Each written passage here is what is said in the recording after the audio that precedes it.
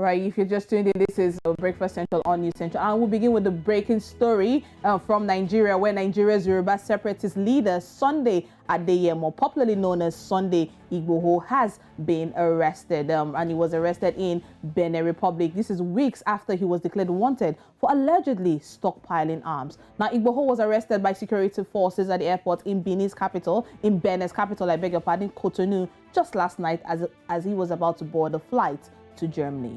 Now, you would recall that the Department of State Services in Nigeria, that's the DSS, had earlier said they were pursuing Igboho after fleeing a raid on his residence in southwestern Oyo State. Meanwhile, though, security forces are yet to comment on the arrest of Igboho, who has been actively campaigning for the formation of an independent state of Yoruba in the southwestern part of Nigeria. Now, to bring more context into this, breaking news this morning in Nigeria, we've got publisher and political analyst Godi Ofose this morning on Breakfast. Godi, good morning. Welcome to Breakfast Central.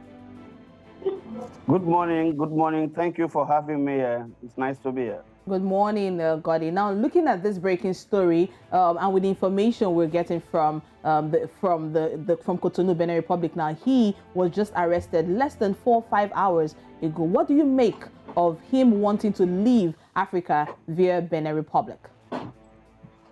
Of course, thank you for having me. Sunday Igboho's life has been under threat. You have seen what the DSS and the security agencies in Nigeria did in his house. You see, you can't actually say someone is stockpiling arms when you are the only one that saw the arms. I don't know his offense. Sunday Igboho has been very peaceful in his protest. He has been very, very peaceful in calling for self-determination for the Yoruba people. He has not been very violent. He has never at one point have I read that he has called for arms for Yoruba people to carry arms against the state. So if his arrest is as a result of his call for a rally in Lagos, the same rally that took place in Ekiti, the same rally that took place in Osun State, the same rally that took place in Ondo State, and if the reason is that he called for the rally in Lagos and he has been asked to step down, or he has been asked to stop that rally and he refused, if that is the reason why he's being picked up, I think the Nigerian state is actually biting more than it can chew, because you can't begin to make all of these arrests and expect that these ethnic nations will keep quiet and support the central government. Central government is not doing what it's supposed to do in terms of bringing the enabling peace to the country. So I feel the arrest is unnecessary. Declaring him wanted in the first place is unnecessary. It doesn't make sense to me. I feel that it's going to eat up the polity the more. There's going to be a lot of protests and rallies across the country. And the Nnamdi Kanu dust is yet to settle, and you are arresting Igboho. And all the people, yesterday we learned that Nigerian Air Force fighter jet was shot down by a bandit. Bandits don't shut down fighter jet. Those things can only be done by the terrorists.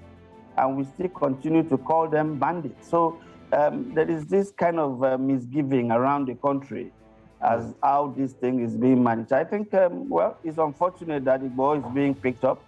I could understand the reason why he wants to leave the country. His life has not been safe. His house was bungled.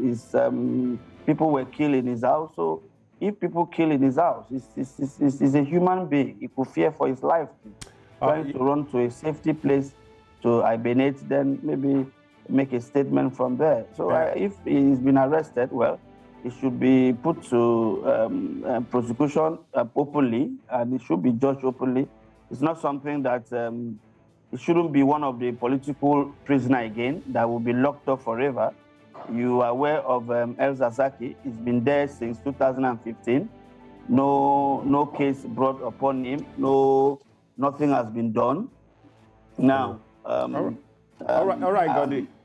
You talked about, Igboho being a wanted man, as they say, for allegedly stockpiling arms and ammunition. We saw the scenes about the raid on his house, the bullet-ridden holes of walls, and you asked, was that a raid or perhaps attempted whatever was attempted there. He was fearing for his life. But now he goes to Cotonou, and as we hear, it's been reported that he's been picked up there. What does that really tell you about, when people are under siege or in their fear and they go to a neighboring country, or perhaps you had look at the likes of Nnamdi Kanu? What does that really tell you about the international community or the West African community and perhaps the tentacles of the Nigerian government now? Yes, it tells me that there's much cohesion, there's much partnership among the states. The countries are in a way cooperating with one another in trying to curb cross-border crime and the rest of it.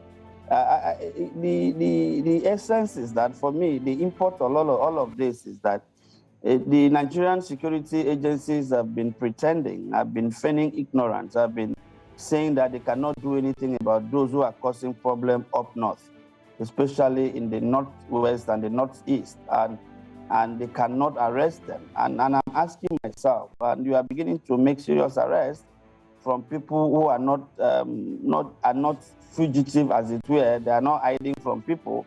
What is the reason? Why have you not been able to arrest the bandit in the northwest? Why have you not been able to arrest the terrorists in the northeast?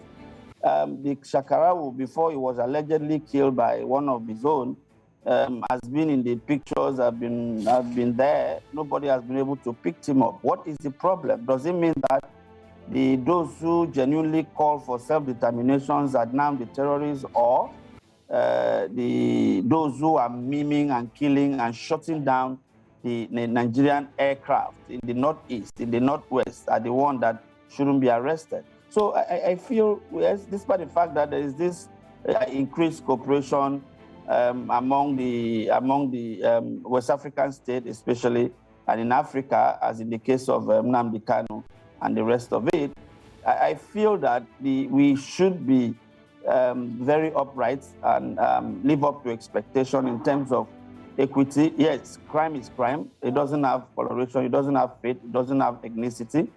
When crime happens here, it affects everybody, even if it's your brother that commit the crime. You could share from the spoil of it.